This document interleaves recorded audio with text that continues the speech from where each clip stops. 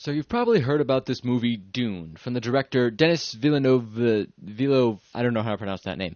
Anyway, the movie comes out today. It's a big deal because the book is legendary in the sci-fi genre, and attempts to put it to screen before have fallen flat. We know that from personal observation as well.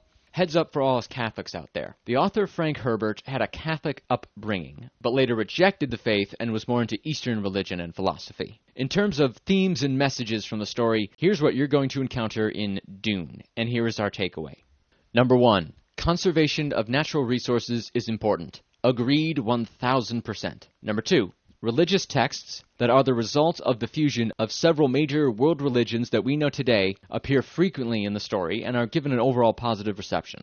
Takeaway? In a sense, the author is saying no singular religion has it right. Better to have one unifying religion based on the common denominators we find in many schools of thought, and we can all just get behind that. This is laughable, obviously. Yes, many religions stress things like charity and peace, for example, but there is one God, he had one Son, and he founded one church.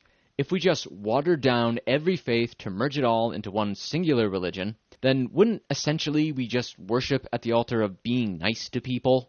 Number 3, the religious people themselves are more preoccupied with power and scheming and don't seem to be concerned with care for the poor or the benefits of prayer. Takeaway. The author is saying institutional religion is more about controlling and indoctrinating people than helping people. Yeah, you've probably heard this argument before. If the church really cared about X, then they would do Y. You know, that sort of thing. Moving on. Number 4, Messianism and the idea of how a Messiah figure and religions can turn people into fanatics. Takeaway. This might seem like a rejection of Christianity specifically, but our takeaway is not to make charismatic humans into messiahs. We can definitely get behind that. We are all stained by sin, and Scripture itself says, trust in God, not in man. So, for example, claiming a certain political candidate is God's chosen one who's going to fix everything, that's garbage. Or to suggest that someone who seems so holy and wise and loving is flawless and they can do no wrong, yeah, that's not the way to go either.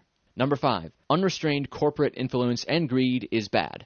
That's nothing to scoff at right there. So ultimately, what do you think of Dune? Do you love it? You hate it? Is radically anti-Catholic? Catholic approved? Let's talk. Comment below. If interested, we'll set you up with a bit of the storyline here. In the far future, mankind has spread across the universe. The entire functioning of human civilization depends on the substance melange, or spice. It only comes from one planet, Arrakis, also called Dune. A lot of groups all struggle to manipulate and maneuver to their advantage other people to achieve their various agendas.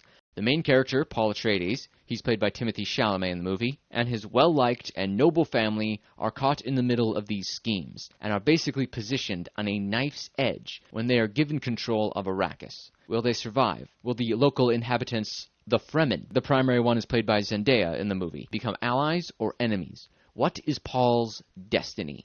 And finally, the spice must flow, fear is the mind killer, and Muad'Dib.